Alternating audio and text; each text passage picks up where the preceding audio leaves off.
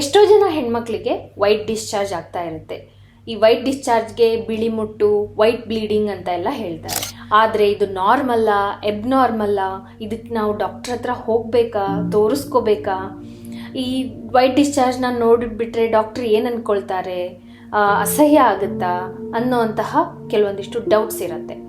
ಯಾವ white discharge normal, ಯಾವ white discharge abnormal ಅನ್ನೋದೇ ಎಷ್ಟೋ ಜನಕ್ಕೆ ಗೊತ್ತಿರಲ್ಲ. ಕೆಲವೊಬ್ರು ನಾರ್ಮಲ್ ಇರುವಂತಹ ವೈಟ್ ಡಿಸ್ಚಾರ್ಜ್ಗೆ ಪದೇ ಪದೇ ಹಾಸ್ಪಿಟ್ಲಿಗೆ ಹೋಗಿ ತುಂಬ ಟ್ರೀಟ್ಮೆಂಟ್ ತಗೊಳ್ತಾರೆ, ತುಂಬ ಟೆಸ್ಟ್ಗಳನ್ನು ಮಾಡ್ಕೊಳ್ತಾರೆ. ಕೆಲವೊಬ್ರು ಇನ್ಫೆಕ್ಷನ್ ಇರುವಂತಹ ವೈಟ್ ಡಿಸ್ಚಾರ್ಜ್ಗೆ ಹಾಸ್ಪಿಟಲ್ಗೆ ಹೋಗೋದಿಲ್ಲ. ಇದರಿಂದ ಕಾಂಪ್ಲಿಕೇಶನ್ಸ್ ಮಾಡಿಕೊಂಡು ಇನ್ಫರ್ಟಿಲಿಟಿ ಅಥವಾ ಆ ಇನ್ಫೆಕ್ಷನ್ ಗರ್ಭಕೋಶ ಅಥವಾ ಟ್ಯೂಬ್ಸ್ಗೆ ಹೋಗುವಂತಹ ಸಿಚುವೇಶನ್ಸ್ನ ಕ್ರಿಯೇಟ್ ಮಾಡ್ಕೊಂಡಿರ್ತಾರೆ.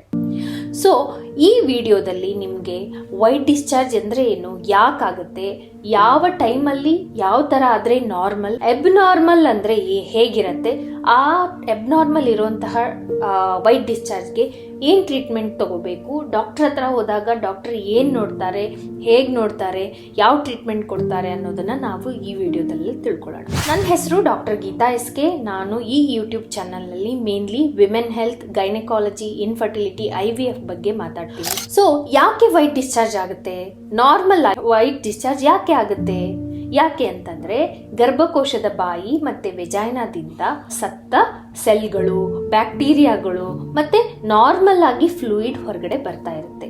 ಇದನ್ನೇ ನಾವು ವೈಟ್ ಡಿಸ್ಚಾರ್ಜ್ ಅಂತೀವಿ.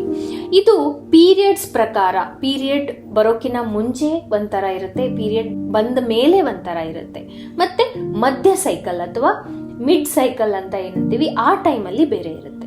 ಸೊ ಪೀರಿಯಡ್ ಬರೋಕಿನ ಮುಂಚೆ ಗಟ್ಟಿಯಾಗಿ ಬರುತ್ತೆ, ಕರ್ಡಿ ವೈಟ್ ಅಥವಾ ಪನ್ನೀರ್ ತರ, ಈ ತರ ವೈಟ್ ಡಿಸ್ಚಾರ್ಜ್ ಇರುತ್ತೆ. ಪೀರಿಯಡ್ ಆದ್ಮೇಲೆ ತುಂಬಾ ಜನಕ್ಕೆ ವೈಟ್ ಡಿಸ್ಚಾರ್ಜ್ ಇರೋದಿಲ್ಲ, ತುಂಬಾ ಡ್ರೈ ಆಗಿರುವಂತಹ, ಗಟ್ಟಿ ಆಗಿರುವಂತಹ ಡಿಸ್ಚಾರ್ಜ್ ಬರುತ್ತೆ. ಮತ್ತೆ ಪೀರಿಯಡ್ ಮಧ್ಯ, ಮಿಡ್ ಸೈಕಲ್ ಏನಂತೀವಿ, ಈ ಟೈಮಲ್ಲಿ ಕ್ಲಿಯರ್ ಅಥವಾ ನೀರಿನ ತರ ಡಿಸ್ಚಾರ್ಜ್ ಆಗುತ್ತೆ. ಈ ಡಿಸ್ಚಾರ್ಜ್ ಅಲ್ಲಿ ಕಲರ್ ಯಾವುದೇ ತರದ್ದು ಇರೋದಿಲ್ಲ, ಬರೀ ಬಿಳಿ ಕಲರ್ ಮಾತ್ರ ಇರುತ್ತೆ.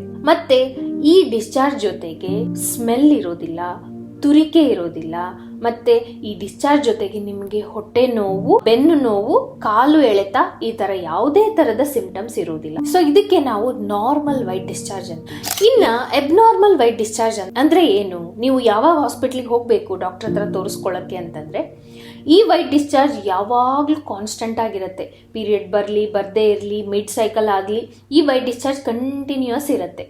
ಇದು ಥಿಕ್ ಆಗಿ ಕರ್ಡಿ ವೈಟ್ ಡಿಸ್ಚಾರ್ಜ್ ಅಥವಾ ಹಸಿರು ಕಲರ್ ಇರುತ್ತೆ ಅಥವಾ ಯೆಲ್ಲೋ ಕಲರ್ ಇರುತ್ತೆ. ಮತ್ತೆ ಇದ್ರ ಜೊತೆಗೆ ಕೆಲವೊಂದಿಷ್ಟು ಸಿಂಪ್ಟಮ್ಸ್ ಕಾಣಿಸ್ಕೊಳ್ಳುತ್ತೆ. ಏನೇನದು, ತುಂಬಾ ಇಚ್ಚಿಂಗ್ ಅಥವಾ ತುರಿಕೆ ತುಂಬಾ ಇರುತ್ತೆ. ನಾನು ಕೆಲವೊಂದ್ ಸರ್ತಿ ಪೇಷಂಟ್ ನೋಡಿರ್ತೀನಿ, ಕೆರ್ಕೊಂಡು ಅಲ್ಲಿ ಗಾಯ ಸಹ ಆಗಿರುತ್ತೆ. ಇನ್ನ ಎರಡನೇದು, ಕೆಳ ಹೊಟ್ಟೆ ಭಾಗ ನೋವಿರುತ್ತೆ, ಬೆನ್ನು ನೋವಿರುತ್ತೆ, ಕಾಲು ಸೋತಂಗಾಗುತ್ತೆ. ಮತ್ತೆ ಈ ವೈಟ್ ಡಿಸ್ಚಾರ್ಜ್ ಜೊತೆಗೆ ಅವರಿಗೆ ಯೂರಿನ್ ಪದೇ ಪದೇ ಹೋಗುತ್ತೆ. ಈ ವೈಟ್ ಡಿಸ್ಚಾರ್ಜ್ ಇದ್ರೆ ಮೋಸ್ಟ್ ಕಾಮನ್ಲಿ ಯೂರಿನ್ ಇನ್ಫೆಕ್ಷನ್ ಸಹ ಅವರಿಗಿರುತ್ತೆ.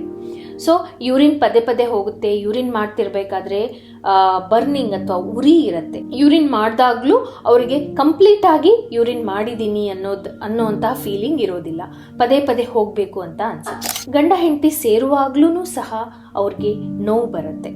ಸೊ ಇವೆಲ್ಲ ಸಿಂಪ್ಟಮ್ಸ್ ಇದ್ರೆ ನಿಮಗೆ ಈ ವೈಟ್ ಡಿಸ್ಚಾರ್ಜ್ ನಾರ್ಮಲ್ ಅಲ್ಲ, ಇದು ಎಬ್ನಾರ್ಮಲ್ ಅಥವಾ ಇದು ಇನ್ಫೆಕ್ಷನ್ ಅಂತ ತಿಳ್ಕೊಳ್ಳಿ. ಇದಕ್ಕೆ ನೀವು ತಕ್ಷಣ ಹಾಸ್ಪಿಟ್ಲಿಗೆ ಹೋಗಬೇಕು, ಡಾಕ್ಟರ್ ಹತ್ರ ತೋರಿಸ್ಬೇಕು. ಡಾಕ್ಟರ್ ಏನು ಮಾಡ್ತಾರೆ, ಡಾಕ್ಟರ್ ನಿಮ್ಮದು ಹಿಸ್ಟ್ರಿ ತಗೋತಾರೆ, ಯಾವಾಗಿಂದ ಇದೆ, ಹೇಗಿದೆ, ಯಾವಾಗ ಜಾಸ್ತಿ ಆಗುತ್ತೆ, ಕಮ್ಮಿ ಆಗುತ್ತೆ. ಆಮೇಲೆ ಒಂದು ಎಕ್ಸಾಮಿನೇಷನ್ ಮಾಡ್ತಾರೆ, ನಿಮ್ಮ ವೆಜೈನನ್ನ ವೀಕ್ಷಿಸಿ ಅಲ್ಲಿ ಇರುವಂತಹ ವೈಟ್ ಡಿಸ್ಚಾರ್ಜ್ ಸ್ಯಾಂಪಲ್ನ ತಗೊಂಡು ಟೆಸ್ಟಿಗೆ ಕಳಿಸ್ತಾರೆ. ಮತ್ತೆ ಗರ್ಭಕೋಶವನ್ನ ಮುಟ್ಟಿ ನೋಡ್ತಾರೆ, ಗರ್ಭಕೋಶ ಮೂವ್ ಆದ್ರೆ ನೋವಾಗುತ್ತಾ ಇವರಿಗೆ ಇಲ್ವಾ ಅನ್ನೋದನ್ನು ಸಹ ನೋಡ್ತಾರೆ. ಕೆಲವೊಂದಿಷ್ಟು ಸಿಚುವೇಶನ್ಸ್ ಅಲ್ಲಿ ಅಂತಂದ್ರೆ ಇನ್ಫರ್ಟಿಲಿಟಿ, ಮಕ್ಕಳಾಗದೇ ಇರುವಂತಹ ಪೇಷಂಟ್ಸ್ ಅಲ್ಲಿ ಸ್ಕ್ಯಾನಿಂಗ್ ಸಹ ಮಾಡ್ತಾರೆ. ಏನಾದ್ರೂ ಗರ್ಭಕೋಶಕ್ಕೆ ಅಥವಾ ಟ್ಯೂಬಿಗೆ ಈ ಇನ್ಫೆಕ್ಷನ್ ಸ್ಪ್ರೆಡ್ ಆಗಿದೆಯೋ ಇಲ್ವೋ ಅನ್ನೋದನ್ನ ತಿಳ್ಕೊಳ್ಳೋದು. ಸೊ ಇಷ್ಟೆಲ್ಲ ಆದ್ಮೇಲೆ ಟ್ರೀಟ್ಮೆಂಟ್ ಯಾವ ತರ ಇರುತ್ತಂದ್ರೆ, ನಾವು ಈ ಟೆಸ್ಟ್ ರಿಪೋರ್ಟ್ ಬರೋ ತನಕ ವೇಟ್ ಮಾಡೋದಿಲ್ಲ. ಯೂಶಲಿ ವೈಟ್ ಡಿಸ್ಚಾರ್ಜ್ಗೆ ಒಂದು ಕಿಟ್ ಅಂತ ಬರುತ್ತೆ. ಈ ಕಿಟ್ ಬ್ಯಾಕ್ಟೀರಿಯಾ, ಫಂಗಸ್, ಪ್ಯಾರಾಸೈಟ್ ಮೂರನ್ನು ಕವರ್ ಮಾಡುತ್ತೆ.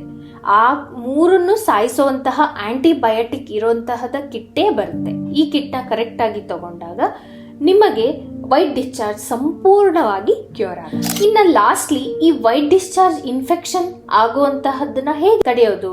ಹೇಗೆ ಅಂತಂದ್ರೆ, ನೀವು ಹಾಕುವಂತಹ ಅಂಡರ್ವೇರ್ ಕಾಟನ್ ಆಗಿರ್ಬೇಕು, ಸರಿಯಾಗಿ ವಾಶ್ ಮಾಡಿ ಒಣಗಿಸಿರ್ಬೇಕು. ಒಣಗಿದ ಅಂಡರ್ವೇರ್ ಅನ್ನ ಹಾಕೋಬೇಕು. ಮತ್ತೆ ಈ ಅಂಡರ್ವೇರ್ ಅನ್ನ 3 ತಿಂಗಳು ಅಥವಾ 6 ತಿಂಗಳಿಗೊಮ್ಮೆ ಚೇಂಜ್ ಮಾಡ್ತಾ ಹೋಗ್ಬೇಕು.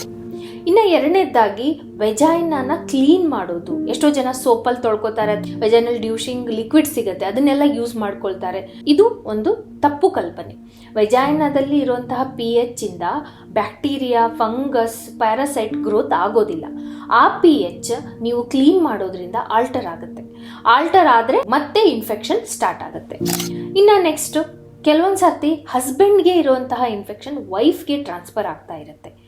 ಸೊ ಇಂಥ ಟೈಮಲ್ಲಿ ನಾವು ಇಬ್ಬರಿಗೂ ಟ್ರೀಟ್ಮೆಂಟ್ ಕೊಡಬೇಕಾಗತ್ತೆ. ಬಿಕಾಸ್ ಒಬ್ಬರಿಗೆ ಟ್ರೀಟ್ಮೆಂಟ್ ಕೊಟ್ಟ ಮೇಲೆ ಇನ್ನೊಬ್ಬರಿಗೆ ಇದ್ದಾಗ ಅದು ಮತ್ತೆ ವೈಫ್ಗೋ ಅಥವಾ ಹಸ್ಬೆಂಡ್ಗೋ ಮತ್ತೆ ಟ್ರಾನ್ಸ್ಫರ್ ಆಗುತ್ತೆ. ನಿಮಗೆ ಈಗ ಕ್ಲಿಯರ್ ಆಯಿತು ಅನ್ಕೊಂತೀನಿ, ವೈಟ್ ಡಿಸ್ಚಾರ್ಜ್ ಆದರೆ ಏನು ಮಾಡಬೇಕು, ಯಾವುದು ನಾರ್ಮಲ್, ಯಾವುದು ಅಬ್ನಾರ್ಮಲ್, ಯಾವಾಗ ಹಾಸ್ಪಿಟ್ಲಿಗೆ ಹೋಗಬೇಕು, ಯಾವಾಗ ಟ್ರೀಟ್ಮೆಂಟ್ ತಗೋಬೇಕು ಅಂತ.